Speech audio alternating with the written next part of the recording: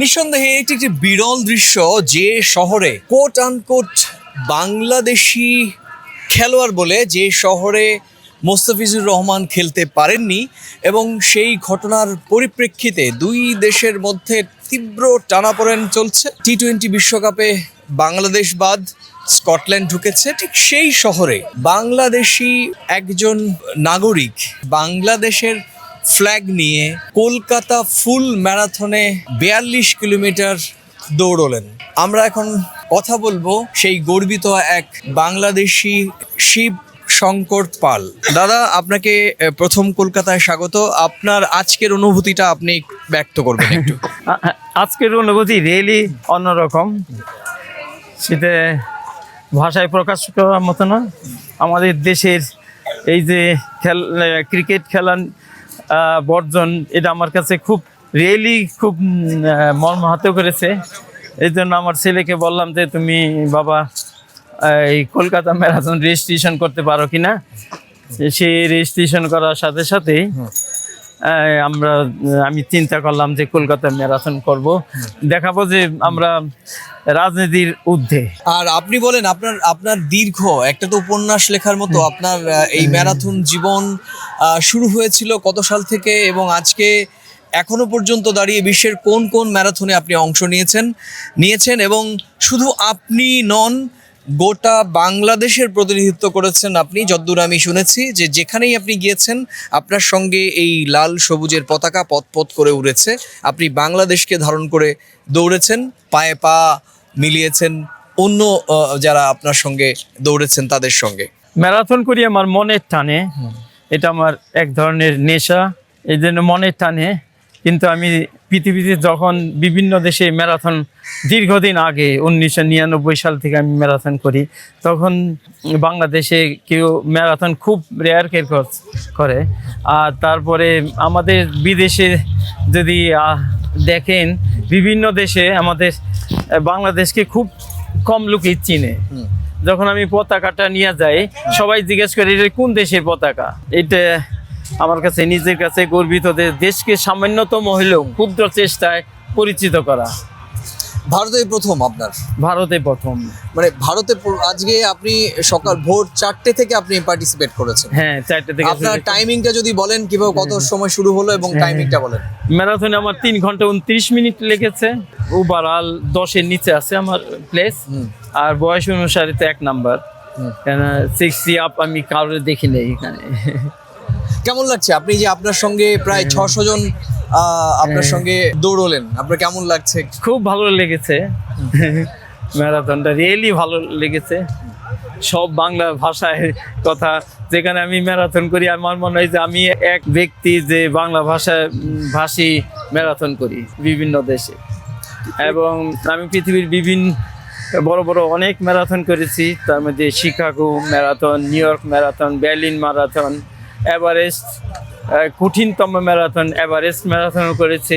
তারপরে পাহাড়ের ম্যারাথন করি আমি 3টা, এক সুইজারল্যান্ডে, একটা হলো সারমাত ম্যারাথন, ইয়ংফ্রাউ ম্যারাথন। সবচেয়ে সুন্দরতম ম্যারাথন বলা হয় এটা সারমাত ম্যারাথন। আর একটা হচ্ছে হলো সবচেয়ে জনপ্রিয় ম্যারাথন অলিম্পিকের পরেই ইয়ংফ্রাউ ম্যারাথন সুইজারল্যান্ডে, সেটা আমি আরও 10 বার অংশগ্রহণ করেছি। তার আলগয় ম্যারাথন আছে, আলগয় পানোরামা ম্যারাথন। আমি প্রতি বছর 3টে পাহাড়ের ম্যারাথন করি।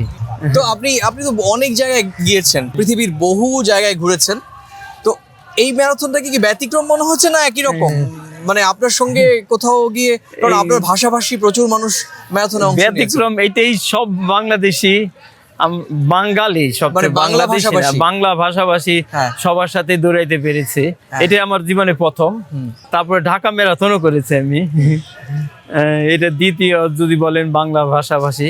মানে নিজের দেশের বাইরে প্রথম আপনি বাংলা ভাষাভাষী, আপনার সঙ্গে মানে 600 জন ম্যাক্সিমামই ধরুন বাংলা ভাষাভাষী। হ্যাঁ হ্যাঁ, অনুভূতি অন্যরকম রিয়েলি।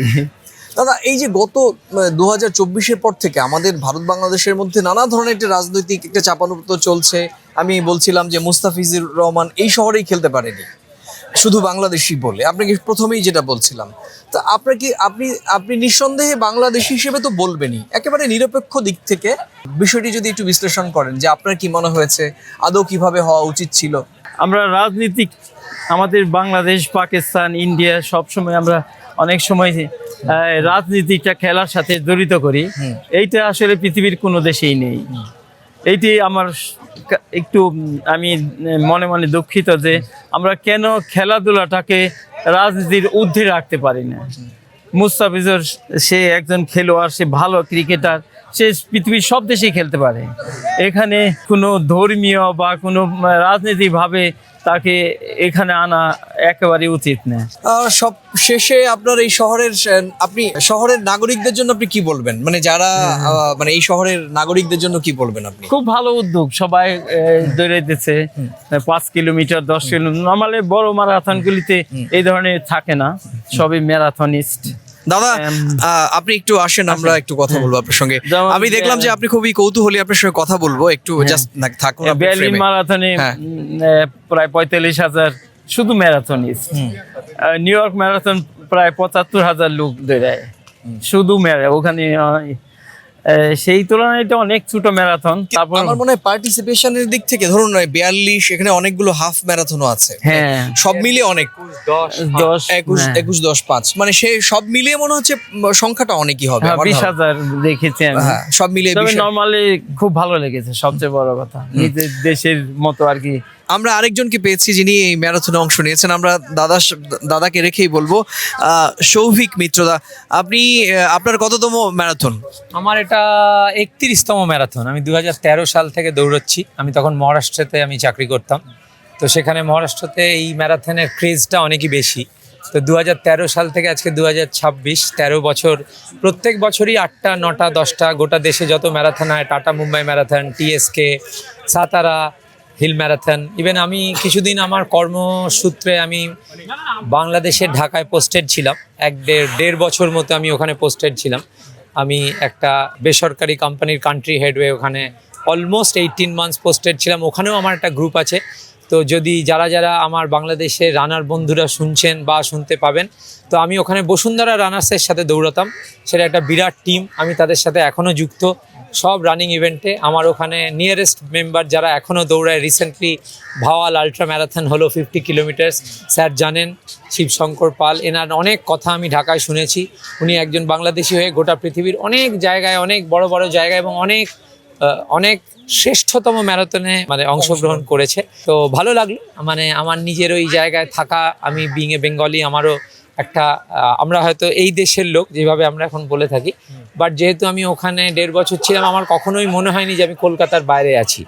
তো এইটা আমার একটা দারুণ অভিজ্ঞতা। ওখানেও আমি বাংলাদেশে থাকাকালীনও আমি গোটা 4-5টা ম্যারাথন দৌড়েছি। তার মধ্যে স্যার যেটা বললেন ঢাকা ম্যারাথন, আর তারপরে বাংলাদেশ আর্মি ম্যারাথন, এরকম আরও 3টে ম্যারাথন দৌড়েছিলাম। খুবই আমার একটা দারুণ সময় কেটেছে এবং ওই দেশের সবুজ সুন্দর এক একটা গ্রাম, এক একটা রাস্তা, শহর, ছোটবেলা থেকে বড় হয়েছিলাম বই পড়ে, ওখানে গিয়ে থেকে লোকজনের সাথে মিশে একটা আলাদা অভিজ্ঞতা। শফিকবাবু, আপনি যেটা বলছেন এদেশীয়, মানে আমরা যেটাকে ঘটি বলি, আমরা তো বাঙাল। হ্যাঁ, এবার এই যে ঘটি বাঙানের লড়াইটার মধ্যে একটা সৌন্দর্য, একটা বিউটি আছে। হ্যাঁ, কিন্তু এই লড়াইটা কোথাও গিয়ে জাতি বিদ্বেষে পরিণত হয়েছে। ধরুন আমার মনে হয়, কেন বলছি যে মোস্তাফিজুর রহমানকে আমরা খেলতে দিতে, আমরা যারা স্পোর্টসম্যান, যারা খেলার সাথে যুক্ত, তাদের জন্য রিলিজিয়ানটা হচ্ছে স্পোর্টস, তার বাইরে কিছু নেই।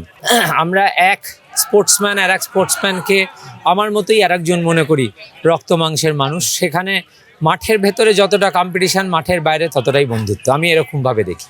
কিন্তু আপনি কি মনে করেন যে এই ধরনের একটি ঘটনা, মানে আমাদের আইপিএলে মোস্তাফিজুর রহমান শুধু বাংলাদেশি খেলোয়াড় বলে খেলতে পারলেন না, এটা কি মানে আমাদের চিরাচরিত যে কলকাতাকে আমরা দেখি যে সর্বধর্ম একটা স্পোর্টস লাভার, আমাদের আমি বলবো with time lot of things have change. এখন চারিদিকে কি হয়েছে, আগে এই ব্যাপারটা অন্যরকম ছিল, এখন চারিদিকে আমরা দেখতে পাচ্ছি যে প্রত্যেকটা জায়গায় একমাত্র জায়গা ছিল যেখানে কখনোই আমরা পলিটিক্যাল এনভায়রনমেন্ট দেখিনি, উইচ ওয়াজ স্পোর্টস।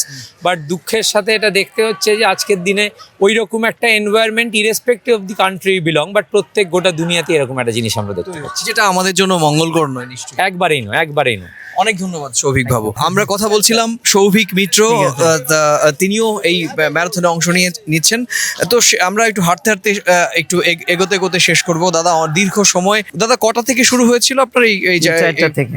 ভোর 4টে থেকে। ভোর 4টে। ভোর 4টে থেকে শুরু হয়েছিল এবং সেখানে আপনি সব শেষে স্ক্যানারে ঢুকলেন কখন, মানে শেষ হলো তখন কটা বাজবে? আমি দেখেছি 3 ঘন্টা 29 মিনিট। 3 ঘন্টা 29 মিনিট। তো আমরা প্রিয় দর্শক, আপনারা আমার বিশ্বাস আজকের এই বিশেষ প্রাসঙ্গিক প্রসঙ্গ, এই যে অনুষ্ঠানটি, এটি আপনাদের ভালো লেগেছে। এই অনুষ্ঠানের কোন অংশের সঙ্গে বা আমাদের শিবশঙ্কর পালের কোন মন্তব্যের সঙ্গে আপনি সহমত বা ভিন্নমত, কিংবা আমার করা কোনো মন্তব্যের সঙ্গে আপনারা ভিন্ন মত থাকতে পারেন, মন্তব্যের কলামে আপনারা প্রতিদিনকার মতো লিখে জানাতে পারেন আপনাদের মূল্যবান মন্তব্য। আর এই ভিডিওটি ভালো লাগলে যথারীতি নিজেদের মাঝে শেয়ার করে ছড়িয়ে দেবেন। আর আজকে চ্যানেলে প্রথম এলে পুরনো ভিডিও দেখে যদি ভালো লাগে তবে অবশ্যই চ্যানেলটি লাইক বা সাবস্ক্রাইব করবেন। প্রিয় দর্শক, শেষ করব শুধুমাত্র এই কথা বলেই, আর শিবশঙ্কর দা আপনাকেও অনেক অনেক প্রথম কলকাতার পক্ষ থেকে অনেক অনেক শুভেচ্ছা, শুভকামনা। আপনি দীর্ঘায়ু হন, আপনি আরও অনেক বেশি আন্তর্জাতিক এই ইভেন্টে, ম্যারাথন ইভেন্টে অংশ নিন এবং আপনার দেশ বাংলাদেশের পতাকা নিয়ে আপনি সারা পৃথিবী ঘুরে বেড়ান। আমরা একেবারেই আন্তরিকভাবে প্রথম কলকাতার পরিবারের পক্ষ থেকে আপনার প্রতি আমাদের এই শুভকামনা রইল। এবার আমাদের দর্শকদের উদ্দেশ্যে যদি আপনি একটা দুটো কথা বলেন। সকলের প্রতি আমার সবচেয়ে বড় একটা উপদেশ যে আমরা যেন সবাই একটু শরীর চর্চা করি। সুস্থ থাকার একমাত্র পথ হচ্ছিল কোনো কিছু নিয়ে থাকা, দৌড়, সাঁতার, সাইকেলিং, যে কোনো একটা। সুস্থ থাকার এর বিকল্প কিছু নাই। আমার মনে হয় আমি একটু জাস্ট আপনার সঙ্গে, আপনি অনেকটা সময় প্রায় 3.5 ঘন্টা দৌড়েছেন, স্বাভাবিক কিছুটা অবশ্যই ক্লান্ত আছেন। আমার যেটা মনে হয় শিবশঙ্কর পাল বলতে চাইলেন যে শরীর চর্চার মধ্য দিয়ে মানসিক বিকাশ হয় এবং এই মানসিক বিকাশ ঘটলে কিন্তু এই যে পারস্পরিক বিদ্বেষ, হিংসা এবং আক্রোশ, ক্ষোভ, সেগুলো সম্ভবত থাকবে না এবং তখন আর এই মুস্তাফিজুর রহমানকে নিয়ে আমাদের ভারতে কিংবা বাংলাদেশে দীপু দাসকে নিয়ে কোনো নোংরা রাজনীতি হবে না। ভারত বাংলাদেশের মতোই সারা পৃথিবীর বাসিন্দাদের সঙ্গে একটি সুস্থ যোগাযোগ তৈরি হবে এবং মানুষের মনুষ্যত্ব থেকে বড় সত্য তো আর কিছু নেই, কি দাদা? এইটাই বুঝাইতে চেয়েছি। অসংখ্য ধন্যবাদ। অনেক ধন্যবাদ আপনাদের। আপনারা ভালো থাকুন। আজ এ পর্যন্তই। আজকে এই বিশেষ প্রাসঙ্গিক প্রসঙ্গের ইতি টানছি। আবার দেখা হবে নতুন কোনো প্রাসঙ্গিক প্রসঙ্গে। ততক্ষণ ভালো থাকুন, সুস্থ থাকুন, সবাই নিরাপদে থাকুন। নমস্কার।